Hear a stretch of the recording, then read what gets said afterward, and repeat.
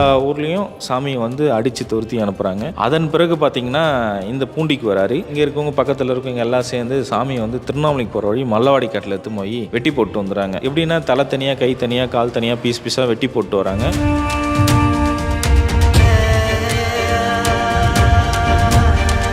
ஆற்றுல இருக்காரையே வெள்ளம் வருது. ஒரு அடிக்கு ஒரு அடி 360 டிகிரி தண்ணி ஃபுல்லாக விலகி போகுது. தவத்திலேருந்து எந்திரிச்சிக்கல, தண்ணிக்கு மேலே ஜடம் அதுக்கு பிடிச்சிருந்தா வரல. தோண்டி பார்க்குறாங்க சாமியை. சாமி பார்த்தா உயிரோடு இருக்கிறார்.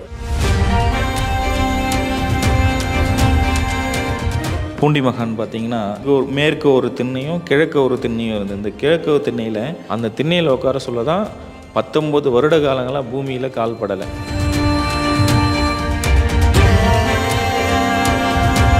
ஜமீன்தாரர் வந்து கேட்குறாரு, சாமி உங்களுக்கு அப்பா அம்மா யார், அண்ணன் தம்பி யார், நீங்கள் எங்கேருந்து வந்தீங்க, உங்களுக்கு பசங்க இல்லையா, குழந்தை இல்லையா, உங்கள் மனைவி இல்லையான்னு கேட்குறாங்க. அப்போ சொல்கிறாரு, அண்ணாமலையாரும் உண்ணாமலை அம்மனும் தான் எனக்கு அப்பா அம்மா, பசங்கன்னு பார்த்தீங்கன்னா நீங்கள் தான் என் பசங்கன்றாங்க. உங்களுக்கு என்ன வயசாகுது சாமி அப்படின்னு சொல்லிட்டு கேட்குறாங்க. நான் அண்ணாமலையார் கோவில் கட்ட சொல்ல எங்கள் அப்பாவுக்கு நான் கல் எடுத்து கொடுத்தேன் குழந்தையிலேருந்து. இன்றைக்கி ப்ரெசன்ட் டேட்டுன்னா அதுதான் என் வயசு, நீ அன்றைக்கி நீங்கள் கூட்டி சொல்லு பண்ணுறேன்.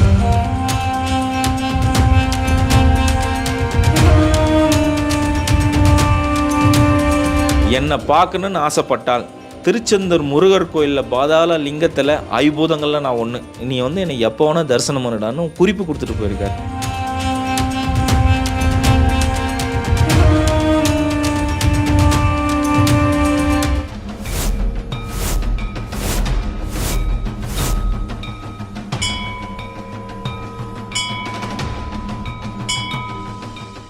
ஐயா வந்து ஜீவசமாதி பூண்டி மகான், அவரை பற்றி நீங்கள் பார்க்க போகிறீங்க.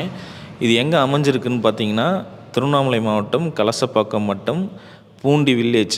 இப்போ ஐயா வந்து எப்படி இருந்தார், என்னென்ன பண்ணார், அவர் நிகழ்ச்சி அற்புதங்கள், இது எல்லாத்தையும் நம்ம இப்போ பார்க்க போகிறோம். ஐயா பார்த்திங்கன்னா எப்படி இருப்பார்னு பார்த்தீங்கன்னா முதல் கால தோற்றத்தில் வந்து பார்த்திங்கன்னா கலசப்பாக்கம், மில்வாரணி, பழங்கோயில், பில்லூர், காப்பலூர், வணியனூர், ஸோ இந்த மாதிரி எண்ணற்ற கிராமங்கள் வந்து சுற்றி வந்திருந்தார் சாமி.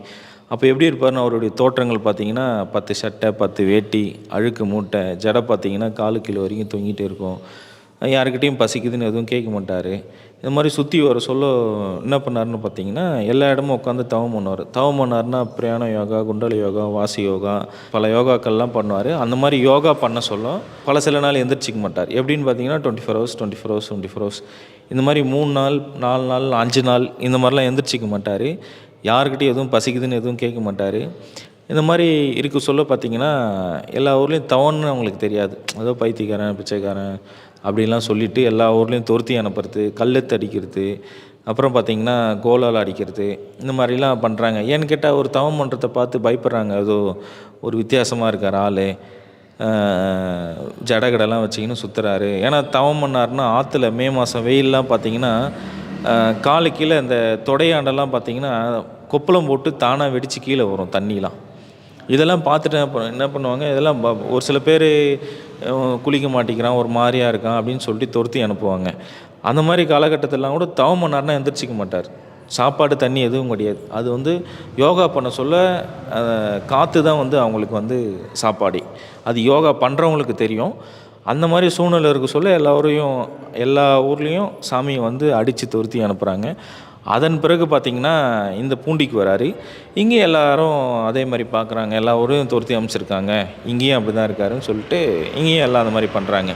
அதன் பிறகு என்ன பண்ணுறாங்க, இங்கே இருக்கவங்க பக்கத்தில் இருக்கவங்க எல்லாம் சேர்ந்து சாமியை வந்து திருவண்ணாமலைக்கு போகிற வழி மல்லவாடி காட்டில் எடுத்து போய் வெட்டி போட்டு வந்துடுறாங்க. இவன் தொல்லை தாங்க முடியல, ஏதோ இதுவெல்லாம் மந்திரம் பண்ணுறான், மாயம் பண்ணுறான்னு இவங்களே நினச்சிட்றாங்க. வெட்டி போட்டு வராங்க. எப்படின்னா தலை தனியாக, கை தனியாக, கால் தனியாக, பீஸ் பீஸாக வெட்டி போட்டு வராங்க. இங்கே வராங்க. அவங்களுக்கு முன்னே சாமி இங்கே பார்த்தா நடமாடிட்டு இருக்கார். அதன் பிறகு என்ன பண்ணுறாங்க, சரி இங்கே விட்டால் தானே வந்துடுறான் ஏதோ மாயம் பண்ணி, நம்ம கூட்டு போய் கீழ்த்திருப்பதில் விட்டுட்டு வரலாம்னு சொல்லிட்டு 100 வருஷத்துக்கு முன்னே மாட்டு வண்டியில் அனுப்பிச்சி விட்றாங்க. போகிறதுக்கு 5 நாள், வரத்துக்கு 5 நாள், விட்டுட்டு ரிட்டர்ன் வராங்க. இங்கே இருக்கவங்க சொல்கிறாங்க, நீங்கள் போன மறாவது நாள்லேருந்து நாங்கள் வீட்டுக்கு சாணி தெளிக்கிறோம். இங்கே இருக்கிற எல்லோரும் பகல்லே நைட்டு விடியற்காலில் பார்த்தாங்க. அதுக்கப்புறம் பார்த்தா இங்கே தான் சுற்றிட்டு இருக்காரு, நீங்கள் தான் 10 நாளாக பயணம் பண்ணிட்டு வரீங்க அப்படின்னு சொல்கிறாங்க. அங்கே விட்டுட்டு இங்கே வராங்க. அவங்களுக்கே கன்ஃபியூஷன் ஆகுது. ஆனால் இங்கே இருக்கவங்க சொல்கிறாங்க என் கூட தான் இருந்தானு. சாமி வந்து எல்லா இடத்துலையும் இருப்பார். நினச்சா இங்கேயும் இருப்பார், பக்கத்து அதாவது திருவண்ணாமலை இருப்பார், வேலூரில் இருப்பார், சென்னையில் இருப்பார். அவர் நினச்ச இடத்துக்கு போவார். இந்த உலகம் வந்து அவங்களுக்கு வந்து நினச்ச இடத்துக்கு அவங்க இருப்பாங்க, நினச்ச இடத்துக்கும் பயணம் பண்ணுவாங்க அவங்க. அதுக்கப்புறம் விட்டுடுறாங்க. ஏதோ பண்ணுறாரு போகிறாரு நம்மளுக்கு என்னத்துக்குப்பா அப்படின்னு விட்டுடுறாங்க. அதன் பிறகு தான் வந்து இவர் எப்படி சாமியார்னு கண்டுபிடிக்கிறாங்கன்னா, ஆற்றுல இருக்கறைய வெள்ளம் வருது, ஒரு அடிக்கு ஒரு அடி 360 டிகிரி தண்ணி ஃபுல்லாக விலகி போகுது. அதுக்கப்புறம் என்ன பண்ணுறாங்க, இந்த ஆள் கூப்பிட்றாங்க, தண்ணி வருதியா ஓரம் போயான்னு சொல்கிறாங்க. ஒரு சில பேர் என்னென்ன தோணுதோ மனசில் சொல்கிறாங்க. போக மாட்டேங்கிறாரு, தவத்திலேருந்து எந்திரிச்சிக்கல. ஒரு சில நாள் கழித்து என்ன பண்ணுறாங்க, ஆற்றுல அதாவது தண்ணிக்கு மேலே ஜடம் அதுக்கு பிடிச்சி வரல. எங்கள் தாத்தா வயலுக்கு போகிறாரு. போக சொல்ல பார்த்தீங்கன்னா பிடிச்சி தோண்டி பார்க்குறாங்க சாமியை. சாமி பார்த்தா உயிரோடு இருக்கிறார். அப்போ தான் அப்போ தான் எந்திரிச்சு சொல்கிறார் சாமி, என்னப்பா தவம் பண்ண விட மாட்டேங்கிறேன், என்னப்பா என்ன ஆச்சு உங்களுக்கு அப்படின்றார். ஒன்றும் இல்லை சாமி, எங்கள் தாத்தா அழைச்சின்னு வந்து அந்த திண்ணையில் உட்கார வைக்கிறார். அந்த திண்ணையில் உட்கார சொல்ல தான் 19 வருட காலங்களாக பூமியில் கால் படலை. குழந்த மாதிரி சாப்பாடு ஊட்டி விட்டால் சாப்பிடுவார். வரவங்களுக்குலாம் வந்து அதாவது எந்த வித பிரச்சனையாக இருந்தாலும் சரி, இவங்க உடல் பிரச்சனையாக இருந்தாலும் சரி, இல்லை வந்து ஃபேமிலி அண்ணன் தம்பி பிரச்சனை, சொத்து பிரச்சனை, இல்லை கோர்ட்டு கேஸு, இல்லை வந்து உங்களுக்கு எதுவாக இருந்தாலும் சாமிக்கிட்ட நீங்கள் வந்து போனால் போதும், அவரோட விபூதியை வந்து நீங்கள் கொடுப்பாரு. அதே உடம்புல எந்தெந்த இடத்துல வலி இருக்கோ அந்த இடத்துல தடவுனா சரியாயிடும். இப்போ வந்து பூண்டி மகான் 19 வருட காலங்களாக அமர்ந்து இருந்த திண்ணைக்கு நம்ம போக போகிறோம். வாங்க கூட வாங்க போகலாம்.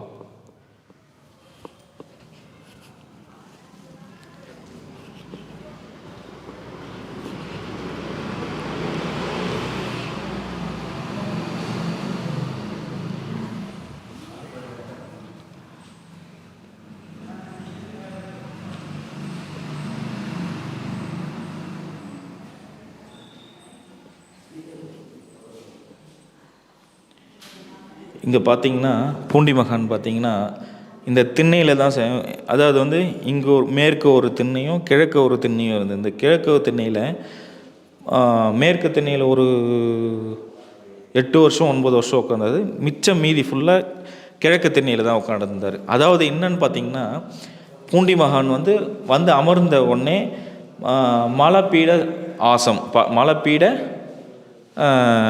மலப்பீடத்தில் வந்து பார்த்திங்கன்னா, அவர் பாத்ரூம் போனால் அந்த மலத்தை எடுக்க வேணாம், அப்படியே விடுப்பா, அது வந்து ஒரு எப்படி சொல்கிறதுன்னா, அது ஒரு ஆசனம் தியானம், அது ஒரு இதுன்னு சொல்லிட்டு அது 9 வருஷமோ 8 வருஷமோ அதே இடத்துலையே உட்காந்து அந்த மலத்துக்கு மேலே மலமாக போயிட்டு மெழுகு மாதிரி மாறி போச்சு. என்னது, அவருடைய மலம் மெழுகு மாதிரி மாறினோடனே பார்த்திங்கன்னா, இது ஒரு ஆசனப்பா, இது வந்து இப்படி தான் இருக்கும், இது முடிஞ்சது, அதுக்கப்புறம் என்னை இந்த திண்ணையில் உட்கார வைங்கன்னு சொல்லிட்டு இந்த திண்ணையில் உட்கார வைக்கிறாரு. மிச்சம் மீத காலங்கள்லாம் இந்த திண்ணையில் தான். அதே மாதிரி பார்த்திங்கன்னா, சாமிக்கு வந்து முதல்ல வந்து எங்கள் தாத்தா அபிஷேகம் பண்ண போகிறாரு. அப்போ பண்ண சொல்ல அவருடைய ஷர்ட்டுக்கெல்லாம் ஒன்று ஒன்றா கழட்டி எடுக்கிறாங்க. அதை 10 ஷர்ட்டை பல வேட்டி கட்டின்னு இருப்பார், அது தெரியாது. அது மாதிரி ஒன்று ஒன்றா ரிமூவ் பண்ண சொல்ல இந்த துணி இருக்குது பார்த்திங்களா, இந்த துணியும் இந்த தோலும் இந்த துணிக்கு மேலே இந்த துணிக்கு மேலே செதவலை இருக்குது, வளர்ந்துருக்கு உடம்பு ஃபுல்லாகவே. ஒரு இடம் 2 இடம் மட்டும் கிடையாது, உடம்பு ஃபுல்லாகவே துணிக்கு மேலே செதை வளர்ந்துருக்கு. அதை கட் பண்ணி எடுக்கிறாங்க. அதை கட் பண்ணி எடுக்க என்ன ஆகுதுன்னு பார்த்தீங்கன்னா, ரத்தம் வந்துட்டு இருக்குது இந்த துணிக்கு மேலே. அப்போனா அந்த ஷர்ட்டை எவ்வளோ நாளாக போட்டுருன்னு இருப்பார், புரியுதுங்களா? அப்போ க்ளீன் பண்ணி எடுக்கிறாங்க. அது எடுத்த உடனே எல்லாத்தையும் கத்திரியில் கட் பண்ணி எடுத்துகிட்டு நார்மலாக விடுறாங்க, எல்லாம் படுக்கிறாங்க. அப்பா சாமிக்கு பெரிய ஏதோ உடம்பு ஃபுல்லாக வளர்ந்துருக்கு, அது எப்படி துணி வளர்ந்துச்சுன்னு, துணிக்கு மேலே சதை வளர்ந்துருக்கு எப்படின்னு தெரியல. நம்ம சாமிக்கு முதல்ல வந்து பெரிய வைத்தியராக கூட்டின்னு வந்து நம்ம சாமிக்கு வைத்தியம் பண்ணணும் அப்படின்னு சொல்லிட்டு எல்லாம் படுக்கிறாங்க இதே இடத்துல தான். அப்போ வந்து ஓட்டு வீடு அப்போ படுக்கிறாங்க. இது ஒருத்தர் மார்னிங் வந்து ஒரு 3-4 மணிக்கு யூரின் போகலான்னு எந்திரிச்சு போகிறாரு. அப்போ போக சொல்ல பார்த்தீங்கன்னா திடீர்னு ஷாக் ஆகிடுறாரு. ஏன்னு கேட்டிங்கன்னா, நம்ம உடம்பு தோல் எப்படி இருக்கோ அதே மாதிரி ஆயிடுது. அவங்க என்ன நினைக்கிறாங்க, உடம்பு ஃபுல்லாக காயமாக இருக்குது, நம்ம வைத்தியரை கூட்டின்னு வரோன்னு நினைக்கிறாங்க. மறுநாள் எந்திரிச்சு காலையில் விடியற் காலையில் பார்க்குறாங்களா, சாதாரணமாக நம்ம உடம்பு எப்படி இருக்கோ, நம்ம தேகங்கள் எப்படி இருக்கோ அதே மாதிரி இருக்கான். அப்போ தான் நினைக்கிறாங்க, அப்போ மகான்களுக்கு வந்து இவ்வளோ சக்தி இருக்குது. உடம்பை வந்து ஆக்கவும் தெரியும், அது வேணான்னா அதை அழிக்கவும் தெரியும். அதேமாதிரி கூடு போய்வார் ஐயா. இங்கே இருப்பார், அதான் சொன்னேனே, இதுக்கு முன்னே சொல்லியிருப்பேன், ஐயா பூண்டியில் இருப்பார், இல்லை பிரியாம்பட்டில் இருப்பார், இல்லை வந்து திருவண்ணாமலையில் இருப்பார், இல்லை போலூரில் இருப்பார், சென்னையில் இருப்பார், மதுரையில் இருப்பார், இல்லைனா பார்த்தீங்கன்னா திருச்செந்தூர் முருகர் கோயிலில் இருப்பார், யூஎஸில் இருப்பார். உலகம் வந்து அவங்களுக்கு வந்து ஒரு பந்து மாதிரி, அந்த பிளானட்டாக அவங்க எங்கே ஒன்றா செல்வாங்க. அப்போ தான் வந்து ஒரு சில பேர் இதே திண்ணையில் இதே இடத்துல வந்து சாமி உங்களுக்கு ஒரு ஜமீன்தாரர் வந்து கேட்குறாரு, சாமி உங்களுக்கு அப்பா அம்மா யார், அண்ணன் தம்பி யார், நீங்கள் எங்கேருந்து வந்தீங்க, உங்களுக்கு பசங்க இல்லையா, குழந்தை இல்லையா, உங்கள் மனைவி இல்லையான்னு கேட்குறாங்க. அப்போ சொல்கிறாரு, சாமி அதெல்லாம் உங்களுக்கு சொன்னால் உங்களுக்கு புரியாதுப்பா, வேணாம்ப்பா, நீங்கள் போங்கப்பான்றாரு. பரவாயில்ல சாமி சொல்லுங்கள் அப்படின்றாங்க. சாமி சிரிக்கிறார், ஏம்மா அவங்களுக்கு தேவையில்லாத வந்த வேலையை விட்டு பந்தக்காலை பிடிக்கிறீங்க அப்படின்னு சொல்லிட்டு பழமொழி சொல்கிறாரு. அப்போ சொல்லினருக்கு சொல்ல அவர் கேட்குறாரு, பரவாயில்ல சாமி நீங்கள் சொல்லுங்கள் அப்படின்னு சொல்கிறாரு. அப்போ சொல்கிறாரு, சரி வாப்பா சொல்கிறேன், அண்ணாமலையாரும் உண்ணாமலை அம்மனும் தான் எனக்கு அப்பா அம்மா அப்படின்றாங்க. அதுக்கு ரிட்டன் இவங்க சிரிக்கிறாங்க, என்ன சாமி நம்புற மாதிரி சொல்லுங்கள், எங்களுக்கு ஒன்றும் புரியலையா சாமி, என்ன சாமி இப்படிலாம் சொல்கிறீங்க அப்படின்றாங்க. எனக்கு அப்பா அம்மா வந்து அண்ணாமலையாரும் உண்ணாமலை அம்மனும் தான், பசங்கன்னு பார்த்தீங்கன்னா நீங்கள் தான்ப்பா என் பசங்கன்றாங்க. ஒன்றும் அவங்களுக்கு புரியல. சரி இதெல்லாம் ரைட்டு, உங்களுக்கு என்ன வயசாகுது சாமி அப்படின்னு சொல்லிட்டு கேட்குறாங்க. அப்போ சாமி சொல்கிறார், அதுவும் சொன்னால் உங்களுக்கு புரியாதுப்பா, விட்டுருங்கப்பா அப்படின்றாரு. இல்லை சாமி நீங்கள் சொல்லுங்கன்றாங்க அழுத்தமாக. அப்போ சொல்கிறாங்க, நான் அண்ணாமலையார் கோவில் கட்ட சொல்ல எங்கள் அப்பாவுக்கு நான் கல் எடுத்து கொடுத்தேன் குழந்தையிலேருந்து, இன்றைக்கி ப்ரெசண்ட் டேட்டுன்னா அதுதான் என் வயசு, நீ அன்றைக்கி நீங்கள் கூட்டி சொல்லுப்பான்றார். அதனால் இவருக்கு வந்து அப்பா அம்மா அண்ணன் தம்பி என்ன வயசாகுது, உங்கள் பசங்க யாரும் இது வரைக்கும் இன்னைய தேதி வரைக்கும் சாமிக்கு யாரும் தேடி வந்ததில்லை. அதே மாதிரி பார்த்திங்கன்னா பூ பழம் ஸ்நாக்ஸு இது எல்லாமே பார்த்திங்கன்னா தூக்கி இது இங்கே தான் போடுவார். அங்கே சொன்னேன் இல்லைங்களா, அது இங்கே தான் போடுவார். இதோ இந்த அம்மாலாம் பூண்டி மகனை பார்த்துருக்காங்க, நிறையாவே நல்லா பேசுவாங்க. அவரை பற்றி 2 வார்த்தை பேச சொல்கிறேன், பேசுங்க. வா பாட்டி. முடியாது, நான்லாம் படிக்கல, அப்பா படிச்சிருப்பார். ஆமாம், இவங்க வந்து யாருன்னு பார்த்தீங்கன்னா இந்த ஊரே பூண்டி. ஆமாம், தினைக்கும் சாமிக்கிட்ட வந்து அவங்களால முடிஞ்ச ஒரு பூ சாமிக்கு கட்டி எடுத்துன்னு வந்து கொடுத்துட்டு தான் போவாங்க. இப்போ கூட அந்த பூ தான் எடுத்துன்னு வந்தாங்க. இப்போ தான் சாமிக்கு சாத்துப்படி பண்ணோம். சின்ன சின்ன விஷயங்கள் சாமியோட அனுபவங்கள் நேராக பார்த்தவங்க இவங்க இருக்காங்க. ஒரு வார்த்தை பேசி பாருங்கள். எனக்கு உடம்பு சரியில்லாத இருந்துச்சு. 1971 முத்துப்பிண்டம் பிறந்துச்சு. எங்கள் வீட்டுக்கார் வாத்தியார் இதே ஊரில் வேலை செஞ்சிருந்தார். அவர் வந்து எங்கள் மனைவிக்கு உடம்பு சரியாயிடுமானார். கரெக்டாக நல்லாயிடும் போப்பா, ஜெயராமன் எங்கள் வீட்டுக்கார் பேர், போப்பா ஜெயராமன் நல்லாயிடும் அப்படின்னாரு. ரொம்ப அனுபவம்லாம் இருந்துச்சு, நல்லா பேசுவார். அப்புறம் விபூதி வச்சு விட்டாலே அந்த வலி நீங்கிடும், ஜுரம் போயிடும். சரி, எங்கள் தங்கச்சி 1 வயசு குழந்தை எடுத்துன்னு வந்திருந்தாங்க. அந்த தங்கச்சிக்கு ஜுரம் அதிகமாக அடிச்சிச்சு. இந்த பக்கமெல்லாம் பழமெல்லாம் இருக்கும், நிறைய ஒரு வாசனை வராது, அப்படி கம்மன்னு வாசனை வரும், விபூதி வாசனை. அப்புறம் அந்த டீ எல்லாம் எடுத்துன்னு வந்து வச்சுருப்பாங்க டம்ளரில். அந்த குழந்தை என்ன பண்ணிச்சு, தெரியாமல் எடுத்து குடிச்சிடுச்சு. எனக்கே பயமாக இருந்துச்சு. அதுக்கு பிறகு அந்த குழந்தைக்கு உடனே ஜுரம் நல்லாயிடுச்சு. அதை குடித்ததுமே ஒரு 4 நாளாக ஜுரம். அங்கே கீழே வச்சு இந்த டீ எடுத்து குடிச்சு தான் உடனே நல்லா ஆயிடுச்சு. அந்த குழந்தைக்கு நல்லா குடுகுடுன்னு சாமிக்கிட்ட பக்கத்தில் வருது, ஓடுது, விளையாடுது. எனக்கே ஆச்சரியமாக இருந்துச்சு, ஏன்னா ஜுரம் வந்து இருந்துச்சு, இப்போ என்ன அந்த டீ குடிச்சதுமே நல்லாயிடுச்சு அப்படின்னு எனக்கு ஆச்சரியமாக இருந்துச்சு. அதுக்கு பிறகு ஒரு நிலம் ஒன்று வாங்கணும், அதுக்கும் அவர் உதவி பண்ணார். அவர் எங்கள் வீட்டுக்காருக்கு அப்போல்லாம் இந்த ஸ்கூலில் ஆப்ரேஷன் பண்ணணும்னு சொல்லுவாங்கள்ல, குழந்தை இல்லாத ஆப்ரேஷனு, அதுக்கு வந்து இங்கே கேட்டு தான் நீ போப்பா வில்வார்னிக்கு பூ கிடைக்கும்னாரு. அங்கே போனது 3 பேர் கிடச்சிட்டாங்க, இல்லைன்னா அந்த வேலை போயிடும். உடனே சொல்லிட்டார். அப்புறம் வந்து சாமி கிடச்சிடுச்சு, எனக்கு ஆளுங்கெல்லாம் கிடச்சிட்டாங்க, நன்றிங்க அப்படி சொன்னார். அப்போ உட்காந்துனருக்கு சொல்ல ஒரு சில பேர் வந்து சாமிக்கிட்ட கஷ்டம்னு வருவாங்க. அவங்கக்கிட்ட வந்தால் இப்போ ஒரு எடுத்துக்காட்டு வந்து கிணத்துல தண்ணி இல்லை சாமி, நான் கிணறு வெட்டினேன், ஆனால் கிணத்துல வந்து பார்த்திங்கன்னா தண்ணி இல்லை சாமி, என்ன சாமி பண்ணுறது அப்படின்வாங்க. தண்ணி சாமி அதுக்கப்புறம் உத்தரவு விட்டார்னா தண்ணி அந்த இடத்துல தானாகவே அதிகமாக வந்துடும். அதுக்கப்புறம் அந்த கிணறு வந்து தலைமுறையாக பயிர் செய்யலாம். ஒரு அம்மா அதே மாதிரி ஒரு கதை, ஒரு அம்மா வந்து ஹைதராபாத்துலேருந்து வருவாங்க. 1972 அந்த அம்மா என்ன பண்ணுறாங்க, ஹைதராபாத்துலேருந்து வர இருக்காங்க. அவங்க வீட்டுக்கார் பார்த்திங்கன்னா பேங்க்கில் ஒர்க் பண்ணுறாரு. அவர் மட்டும் சாமியை வந்து பார்த்துட்டு போவார். சாமியை பார்த்துட்டு போக சொல்ல அவங்க வீட்டுக்கார அம்மா கேட்குறாங்க, நானும் போகணும், எனக்கும் ட்ரெயின் டிக்கெட் புக் பண்ணி கொடுங்கன்றாங்க. ட்ரெயின் டிக்கெட் புக் பண்ணி கொடுக்குறாங்க. மதியம் அவங்களுக்கு சாப்பாடு செஞ்சு வைத்து அவங்க வீட்டுக்காருக்கு செஞ்சது இருக்குது, அவர் வரல, லேட் ஆகிடுச்சு. சரி நம்ம கிளம்ப போகிறோமே, எடுத்து போய் சாப்பாடை கீழே ஏதாவது ஜீவராசிக்கு வைக்கலான்னு போகிறாங்க. அப்போ பார்த்தா இவர் நடந்துட்டு வர்றார். யார்? பூண்டி மகான். அதே மாதிரி தான் 10 சட்டை 10 வேட்டி அழுக்கு மூட்டை வச்சுன்னு நடந்துட்டு வராரு. அப்போ அந்த அம்மா என்ன பண்ணுறாங்க, யாருக்கும் கீழே கொட்டாமல் அவரை கூட்டின்னு வந்து சாப்பாடு போடுறாங்க. எங்கே ஹைதராபாத்தில் சாப்பிட்டுட்டு இவங்க ட்ரெயின் ஏறி இங்கே இந்த டைமுக்கு வராங்க. இந்த டைமுக்கு வர சொல்ல க்யூவில் நீ எப்பயுமே சாமிக்கிட்ட வந்து சாமி இருக்க சொல்ல லைவில் ஒரு 30 மீட்ரு 40 மீட்ரு எப்பயுமே க்யூ நிற்கும். அந்த மாதிரி 30 மீட்ரு 20 மீட்ரு 10 மீட்டருக்கு வந்தவொடனே கிட்ட வந்தவொடனே சாமியை பார்க்குறாங்க. என்னப்பா நேற்று என் கூட எங்கள் வீட்டில் நீங்கள் சாப்பிட்டீங்க சாமி, தெலுங்குலே கேட்குறாங்க. எங்கள் வீட்டில் நேற்று பாகுண்டாவு இருக்கிற எப்படி வஸ்தாரு அப்படின்னு கேட்குறாங்க. அப்போ சாமி சொல்கிறாரு, நான் நான் நான் வந்து நீ என்னை பார்க்கணுன்னு ஆசைப்பட்டுட்டேன், ஆனால் உனக்கு ஜாதகக்கார் வந்து உனக்கு வந்து ஒரு கண்டம் இருக்குதுன்னு சொல்லியிருக்காங்க. ஆமாம் தானம்மா? ஆமாம் சாமி. இதெல்லாம் எப்படி சாமி கரெக்டாக சொல்கிறீங்க? உங்கள் வீட்டுக்கார் வந்து என்னுடைய தீவிர பக்தர், அதனால் அவர் வேண்டதுனால உனக்கு சூழ்நிலை தெரிஞ்சு உனக்கு கல்யாணம் ஆகி குழந்தை கூட பிறக்கல, நீ வாழ வேண்டிய வயசு இருக்குதும்மா, அதனால தான் உன்னை காப்பாற்றலான்னு வந்தேன். என்ன காப்பாற்றலான்னு வந்தேன்னா, அந்த நேரப்படி அந்த காலப்படி அந்த ட்ரெயினில் வந்துன்னு இருக்க சொல்லி அந்த அம்மா உயிர் பிரியணும்.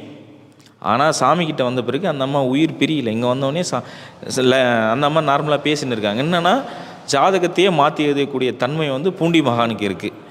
அதே மாதிரி அதுதான் நான் சொல்கிறேன். இந்த மாதிரி வந்து உங்களுக்கு, உங்கள் குடும்பத்தாருக்கு, உங்கள் ஃப்ரெண்டுக்கு இந்த மாதிரி ஏதாவது சூழ்நிலை ஜாதகம் சரியில்லை, கல்யாணம் பண்ண முடியல, அதன் பிறகு இந்த மாதிரி கண்டம் இருக்குது அப்படின்னு சொன்னாங்கன்னா நீங்கள் சாமிக்கிட்ட நேராக வரலாம். இங்கே வந்து நீங்கள் சாமியை பார்த்து சாமிக்கிட்ட நீங்கள் வந்து ஒரு 11 சுற்று சுற்றிட்டு சாமிக்கிட்ட உட்காந்து கொஞ்சம் நேரம் தவம் பண்ணிவிட்டு இந்த மாதிரி நீங்கள் எப்போ நினைக்கிறீங்களோ, ஒரு மாதத்துக்கு ஒரு வாட்டியோ இல்லை 2 மாதத்துக்கு ஒரு வாட்டியோ 6 மாதத்துக்கு ஒரு வாட்டியோ நீங்கள் வந்து சாமிக்கிட்ட நீங்கள் வந்தாவே போதும், உங்களுக்கு எல்லாமே சரியாகும்.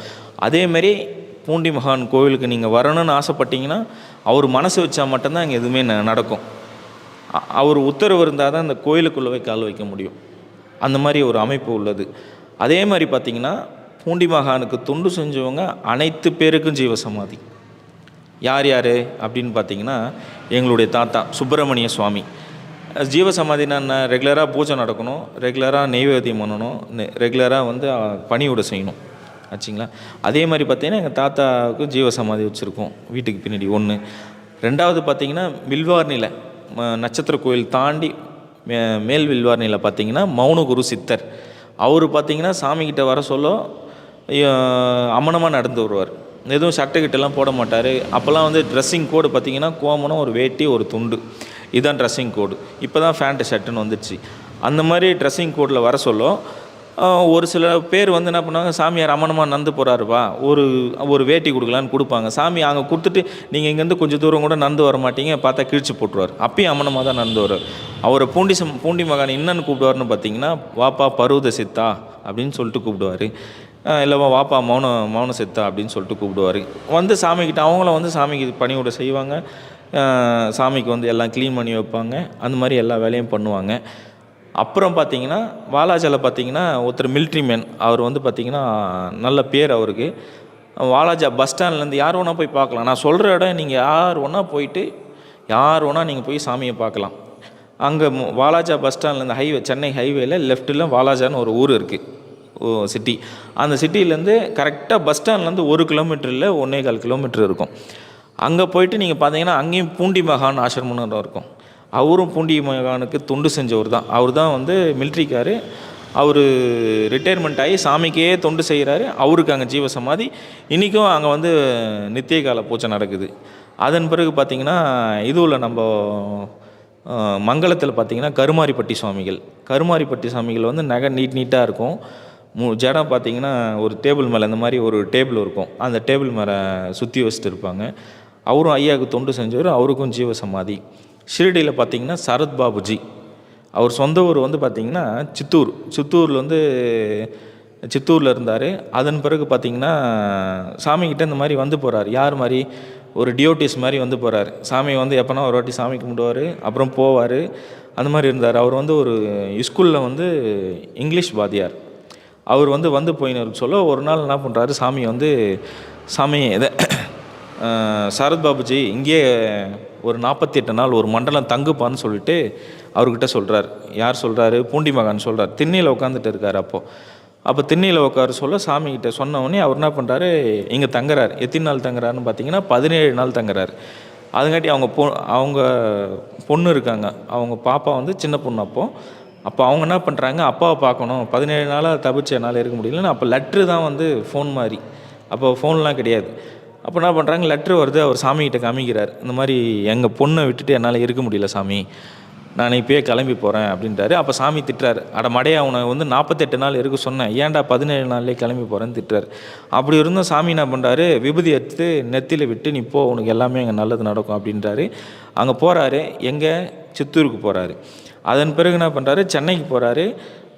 இது மாதிரி சித்தூர் சென்னைன்னு இந்த மாதிரி ட்ராவல் பண்ணிகிட்டு இருக்காரு. அவருக்கு என்ன அதிசயம் வந்துச்சுன்னா, உடம்பு சரியில்லைன்னா யாருன்னா வந்தாங்கன்னா அவர் உடம்பு மேலே கை வச்சா குணமாகும். ஒரு சில பேருக்கு நீ சென்னைக்கு போ, ஹைதராபாத்துக்கு போ, யூஎஸ்க்கு போ, இல்லை வந்து நீ வந்து இந்த கிராமத்திலே இரு அப்படின்னு சொன்னால் அவங்கள வாழ்க்கையில் செட்டில் ஆகிடுவாங்க.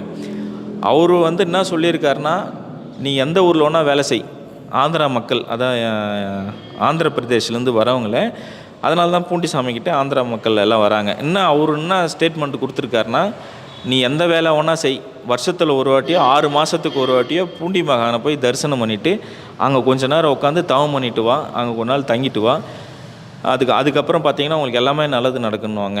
அவருடைய ஜீவசமாதி ஷிரடியில். அதேமாதிரி அவர் எப்படின்னா ஜீவசமாதி உடல் பிரிய போது, அப்போ வந்து எனக்கு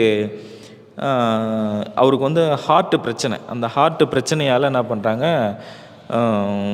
வெளிநாடு பயணம் போயிட்டு வெளிநாட்டில் போயிட்டு ஆப்ரேஷன் பண்ண போகிறாங்க. ஆப்ரேஷன் பண்ண இருக்கக்குள்ள அவர் சாமி சொல்கிறார், நான் வந்து இங்கேருந்து கிளம்ப சொல்லும், எங்கள் சென்னையிலேருந்து ஏர்போர்ட்டுக்கு இதுக்கு வெளியே கிளம்புறாங்க ஃபாரினுக்கு. எதுக்கு, அறுவை சிகிச்சைக்காக, இருதய அறுவை சிகிச்சைக்காக அவங்க வெளிநாடு போகிறாங்க, லண்டன் நினைக்கிறேன். அங்கே போயிட்டு இங்கேருந்து கிளம்புறேன், நான் போக சொல்ல போயிடுவேன், வர சொல்ல நீங்கள் எல்லாம் என்ன பென்ஸு கார்லேயும் பைக்லேயும் 2 வீலர்லேயும் வந்து என்னை பார்ப்பீங்க அப்படின்ட்டாரு. என்னென்னு இவங்களுக்கு புரியல. சாமி, நான் நிறைய அனுபவப்பட்டிருக்கேன், உங்களால் நிறைய ரொம்ப சந்தோஷமாக ஃபேமிலியோட எல்லாருமே நல்லா தெளிவாக இருக்கும், நீங்களே எப்படி சொன்னேன் எப்படி சாமி, உங்களுக்கு என்ன வேணும்னு சொல்லுங்கள், நாங்கள் வந்து எல்லோரும் நிற்கிறேன்றாங்க. இவர் சொன்ன அர்த்தம் புரியல. அங்கே போய் ஆப்ரேஷன் பண்ணுறாங்க. எல்லாருக்குமே ஆப்ரேஷன் பண்ணால் ஒரு 6 மணி நேரம், ஒரு 10 மணி நேரம் எந்திரிச்சிக்க முடியாது. இப்போது இந்த நொடியை வந்து ஆப்ரேஷன் முடிஞ்சிச்சு அப்படின்னு சொல்லிட்டு ஸ்ட்ரக்சரில் தள்ளுறாங்க. ஆனால் அவர் என்ன பண்ணுறாரு, அந்த மயக்க மருந்துல அப்படியே மயக்கலாம் கிடையாது. அவங்களாம் சித்தர்கள்லாம் நார்மலாக இருப்பாங்க. உடனே எந்திரிச்சிடறாரு. என்னை சித்தர்கள் பூண்டி மகால்லாம் என்னை கூப்பிட்றாங்க, எனக்கு போகக்கூடிய டைம் வந்துடுச்சு, நான் போயிட்டு வரேன், எனக்கு ஷீரடியில் ஜீவசமாதி வைங்கன்னு சொல்லிடுறாரு. அதுக்கப்புறம் தான் எல்லாம் அவர் அழைச்சின்னு வர சொல்ல பென்ஸு காரும் 2 வீலரும் பல கார்கள்லாம் நிற்கிது. ஸோ முன்னாடியே மகான்கள் வந்து முன்கூட்டியே சொல்லிவிடுவாங்க, இந்தந்த நிகழ்ச்சி இந்த இது நடக்க போகுதுன்னு. அவருக்கு பார்த்திங்கன்னா திருவண்ணாமலையில் ஒரு கோவில் ஒன்று இருக்குது. எங்கன்னு பார்த்தீங்கன்னா திருவண்ணாமலையில் சூரியலிங்கம் பக்கத்தில் வந்து பார்த்திங்கன்னா அவருடைய ஃபோட்டோ அந்த கேட்டில் போட்டிருப்பாங்க. அவருடைய ஃபோட்டோ வந்து 2 சைடும் போட்டிருப்பாங்க. ஒரு 100 மீட்டரில் பார்த்திங்கன்னா சாய்பாபா சிலை ஒன்று இருக்கும். அதன் பிறகு அது பேக் சைடில் பார்த்திங்கன்னா அவருடைய ஃபோட்டோவும் சாய்பாபா ஃபோட்டோவும் இருக்கும். அவர் தான் வந்து பூண்டி மகானுக்கு அவருக்கும் தொண்டு செஞ்சவர். அதனால் அவருக்கும் அங்கே ஜீவசமாதி ஷீரடியில் அவர் ஒருத்தராச்சுங்களா. அப்புறம் பார்த்திங்கன்னா அவர் மங்களத்துலேயும் சொல்லிட்டேன். அதுமாதிரி விசிறி சாமியும் வந்து பூண்டி மகானுக்கு தொண்டு செஞ்சவர் தான். அவரும் வடநாட்டுக்கார். அவர் இங்கிலீஷ் வாதியார். சாமிக்கிட்ட வந்து தெற்கு சைடு அங்கேருந்து இங்கே வந்துட்டு இங்கேருந்து நடந்து வர்றார். சாமிக்கிட்ட வந்து அந்த எதிர்க்கு மடம் கட்டிகிட்டு இருக்காங்க. அப்போ சாமிக்கிட்ட வந்து இங்கே கொஞ்ச நாள் தங்குப்பான்றாங்க, எதிர்க்கு தங்க வைக்கிறாங்க. அப்படி தங்க வைக்க சொல்ல 1 வாரம் கழித்து பூண்டி மகான் கூப்பிட்றார், கூட மாட அவனை தொண்டுக்கு வச்சுப்பான்னு சுப்பிரமணி அப்படின்னு சொல்லிட்டு எங்கள் தாத்தாட்ட சொல்கிறார். ஒரு 6 மாத காலம் தொண்டு செய்கிறாரு. அதன் பிறகு பார்த்திங்கன்னா சாமி என்ன பண்ணுறாரு, நீ தெற்க பக்கம் போ, உனக்கு எல்லாமே அமையும். என்ன அமைப்புனா அவர் அதையும் சொல்லிடுறாரு. திருவண்ணாமலையில் வந்து மலை சுற்றுற வழியில் உனக்கு மாட்டுக்கோட்டாக இருக்கும், புளியா மரம் இருக்கும், அங்கே போய் நீ வந்து உனக்கு எல்லா அமைப்பும் அமைன்றாரு. அதே மாதிரி பார்த்திங்கன்னா அங்கே போகிறாரு. அதன் பிறகு தான் திருவோட்டத்துக்குன்னு திருவண்ணாமலை ஃபுல்லாக வலம் வராரு. வலம் வந்த பிறகு தான் பார்த்திங்கன்னா அவருக்கு மோட்சங்க. அதுக்கப்புறம் தான் வந்து அவர் மகான் ஒரு முழுமை அடைகிறாரு. அப்புறம் தான் 2003 என்னவோ அவருக்கு ஜீவசமாதி. இந்த மாதிரி ஐயா கூட தொண்டு செஞ்சவங்க அனைத்து பேருக்குமே ஜீவசமாதி கொடுத்துருக்காரு. இவர் மட்டும் கிடையாது, நாங்கள் சொன்னவங்க மொத்த பேரும் ஜீவசமாதி கொடுத்துருக்காங்க. இந்த இடத்துலலாம் நீங்கள் போய் பூண்டி மகானை பற்றி நீங்கள் விசாரிச்சா சொல்லுவாங்க. அதுக்கப்புறம் பார்த்திங்கன்னா இந்த நீங்கள் பூ பழம் ஸ்நாக்ஸு பழம் அந்த காசுலாம் கொடுக்குறீங்க பார்த்தீங்களா, அதெல்லாம் என்ன பண்ணுவார் அப்படின்னு பார்த்தீங்கன்னா கருமாடான்னு சொல்லிட்டு தூக்கி கரைச்சிடுவார். அப்போ ஒரு எடுத்துக்காட்டு பார்த்திங்கன்னா பணத்தை எதுவும் பண்ண முடியாது, ஓரமாக தான் போட முடியும். இந்த ஆப்பிள், திராட்சை, சாத்துக்குடி இதெல்லாம் வாங்கிட்டு வராங்கல்ல, அந்த பழம்லாம் தூக்கி போட்டாங்கன்னா 6 மாதம் வரைக்கும் கெட்டு போகாது. அப்போ என்ன ஆகும்னு பார்த்தீங்க, இந்த மாதம் நவம்பர் மாதம், பிப்ரவரி, மார்ச் மாதம்லாம் வந்தீங்கன்னா ஃப்ரெஷ்ஷாக இருக்கும். எப்படி இருக்குமா, லைட்டாக இதுவாக இருக்கும், உள்ளே ஃபுல்லாக ஃப்ரெஷ்ஷாக இருக்கும். அந்த பழம்லாம் என்னன்னு சொல்லுவாரோ அதெல்லாம் கர்மா, அவன் கர்மா, அவன் அங்கே போய் சுற்றிட்டு வந்தான், அங்கே போய் சுற்றிட்டு வந்தான், அதனுடைய கர்மாவை என்கிட்ட எடுத்துன்னு வந்து சொல்கிறாங்க. அவன் மட்டும் கிடையாது, அவங்க தாத்தா, அவங்க முன்னோர்கள் செஞ்ச கர்மாலாம் எடுத்துன்னு வந்து இந்த மாதிரி தான்ப்பா சேரும், நீங்கள் தொடாதீங்க, அதை சாப்பிட்டா உங்களுக்கு பிடிச்சிக்குமான்றாரு. அதெல்லாம் எடுத்து போய் அந்த அந்த அந்த இடத்தையும் காமிக்கிறேன். அது பின்னாடி போடுறாங்க. அது என்ன ஆகும்னு பார்த்தீங்கன்னா, அப்போ 6 மாதம் வரைக்கும் அப்படியே இருக்குமா, அப்போ 6வது மாதம் கழிச்சு என்ன ஆகும் அப்படின்னு உங்கள் கேள்வி இருக்கலாம். ஆனால் 5 மாதம் பொறுத்து 5 to 6வது மாதத்தில் கரெக்டாக ப்ராசஸ் ஆரம்பிச்சிடும். என்னென்னு பார்த்தீங்கன்னா, அந்த அந்த பழத்துக்கு மேலே ஆப்பிள், திராட்சை, இல்லை வந்து நீங்கள் பலாப்பழமே வச்சாலும் சரி ஒரே ப்ராசஸ் தான். அங்கே எல்லாமே ஒன்று தான். ஈ முக்காது, எரி முக்காது, இல்லை வெள்ளை மாதிரி அந்த தேங்கி போகிறதுலாம் போகாது. எப்படி போட்டோமோ அப்படியே இருக்கும். 5வது மாதம் பார்த்தீங்கன்னா, மேலே ஃப்ரிட்ஜில் ரொம்ப நாளாக வச்சுட்டு எடுக்காமல் விட்டிங்கன்னா மேலே வெள்ளை பூத்து கருப்பாகி உள்ளே ஃபுல்லாக போங்காயிடும். அதே ப்ராசஸ் தான். அந்த பழத்தை எல்லாத்தையும் சேர்த்து வச்சு என்ன பண்ணார், 17 வருஷம் பொறுத்து பார்த்து நம்ம செங்கல் சூளை எப்படி எரியும் அந்த மாதிரி தணல் மாதிரி எரிஞ்சு உள்ளே ஃபுல்லாக சாம்பல் ஆகிடுச்சு. அது பக்கத்தில் பெரிய கதவு இருந்தது. அதுக்கோ இல்லை மற்றவங்களுக்கோ இல்லை வந்து புகை படிக்கிறதோ எதுவுமே கிடையாது. நார்மலாக வந்து எப்படி இருக்கோ இந்த இடம் எப்படி இருக்கோ அதே மாதிரி தான் அப்பயும் இருந்தது அன்றைக்கி நிலைமைக்கு. அது மாதிரி சாமி நான் வந்து பாஸ் ஆகிடுவேனா, பசங்க வந்து எல்லா ஸ்கூல் பசங்களும் வருவாங்க, பாஸ் ஆகிடுவேனா ஃபெயில் ஆகிடுவேனா அப்படின்னு சொல்லிட்டு கேட்பாங்க. சாமி வந்து பாஸுன்னு சொல்லுவார்.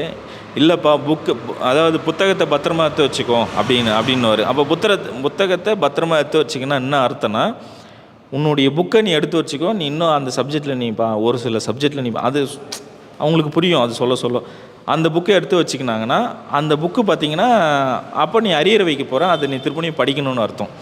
அது மாதிரி சாமி எனக்கு வேலை கிடைக்கணும் அப்படின்னுவார். இங்கே பூண்டியில் நடராஜன் சொல்லிட்டு கிளர்க்காக இருந்தார். எங்கே அந்த பாய்ஸ் ஸ்கூலில் அதான் ஸ்கூலில் வந்து கிளர்க்காக இருந்தார். அவர் வந்து சாமிக்கிட்ட வந்து போயிட்டு இருந்தார்.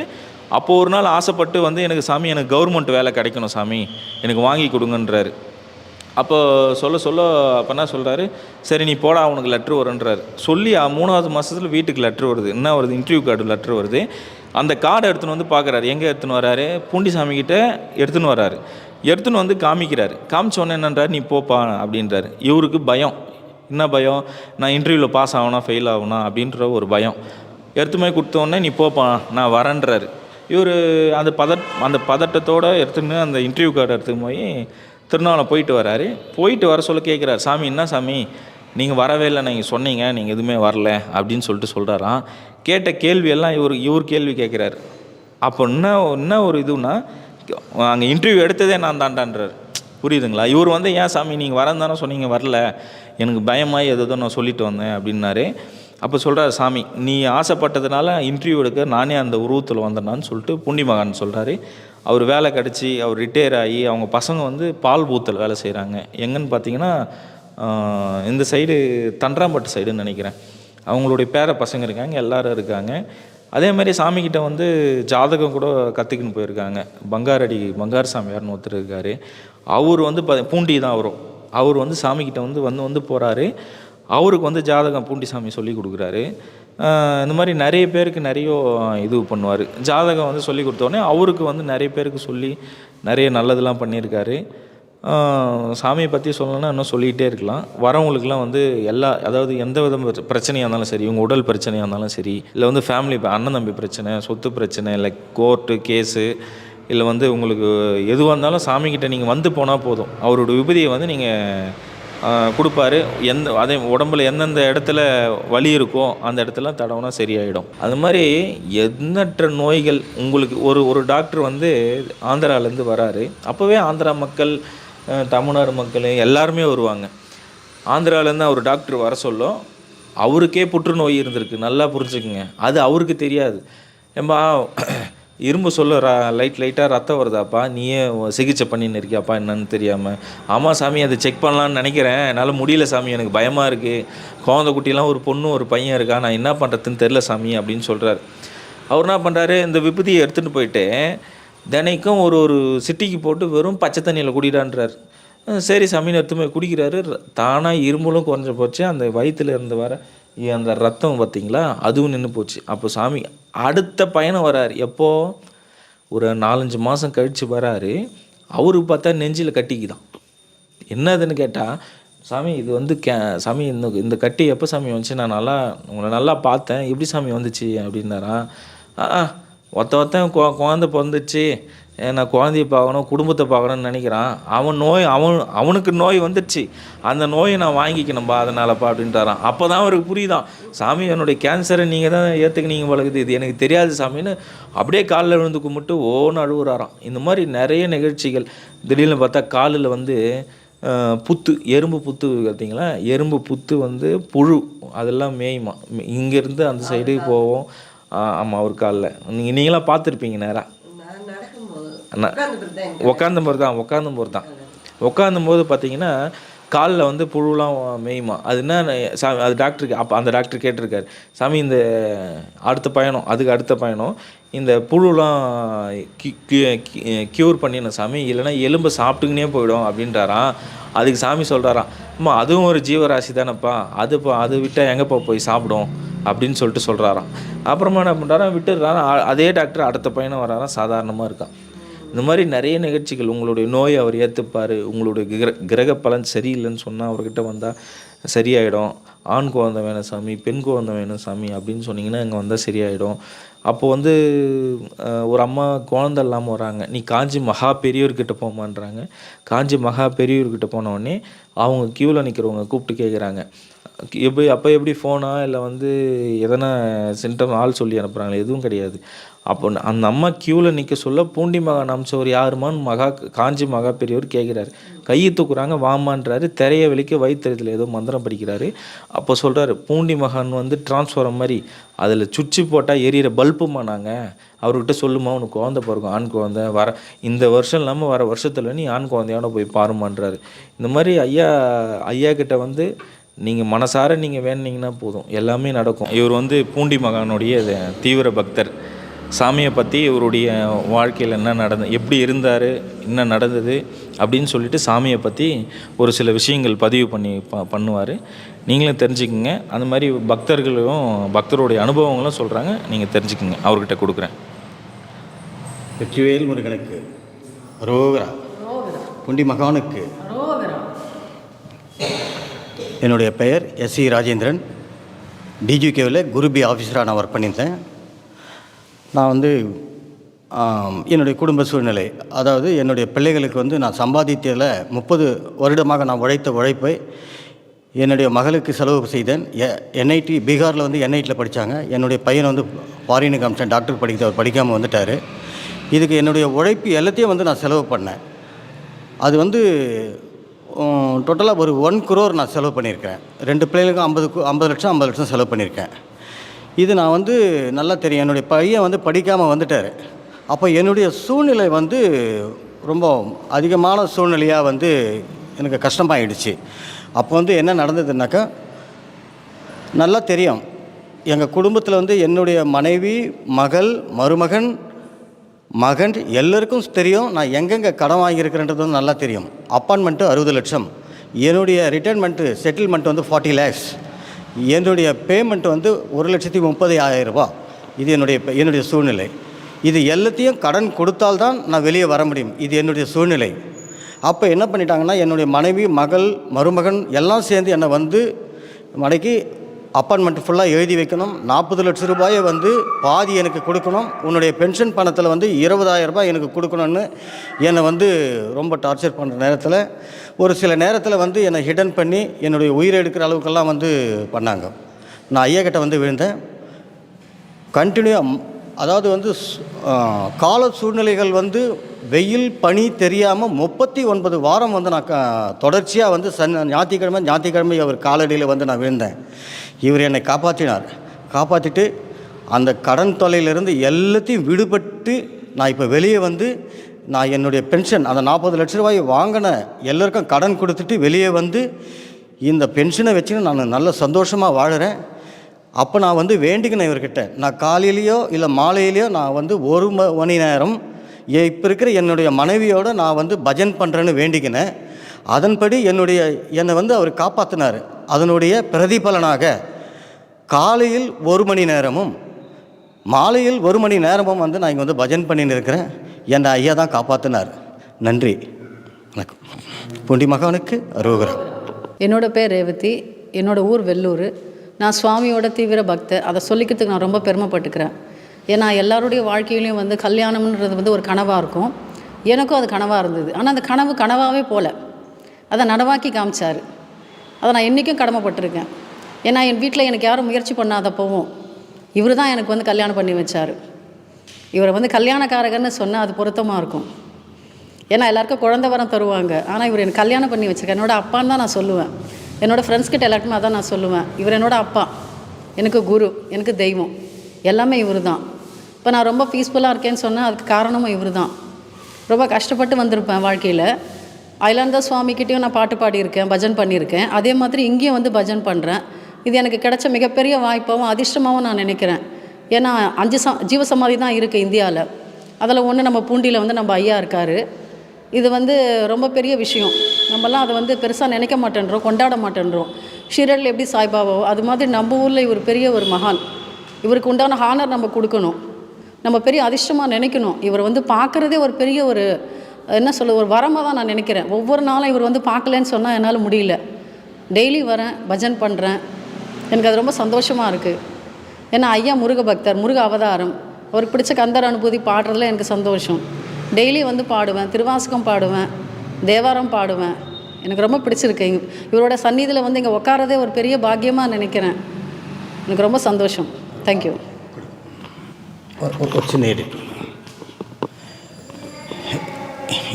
ஐயாவுடைய திருவடியில் வந்து இங்கே நாங்கள் பஜன் பண்ணுறதுக்கு வாய்ப்பளித்த ஐயா பாலமுருகன் ஐயாவுக்கும், என்னுடைய குழந்தைகள் போல் நேசிக்கும் சந்தோஷ் ஐயாவுக்கும், தாமோதரன் ஐயாவுக்கும் என்னுடைய மனமார்ந்த நன்றியை நானும் என்னுடைய மனைவி சார்பாகவும் வாழ்த்துக்களை தெரிவித்துக் கொள்கிறேன். நன்றி. வெற்றிவேல் முருகனுக்கு அரோகரா, பூண்டி மகானுக்கு அரோகரா. சந்தோஷம். ஐயா பூண்டி மகானுடைய திருவடியை அடைந்து அவர் மீது இருந்த ஒரு பக்தியினால் இந்த பாடல் எழுதக்கூடிய வாய்ப்பு எனக்கே கிடைத்தது. அவருடைய கிருபை. இப்போ இந்த பாடலை நான் பாடுகிறேன்.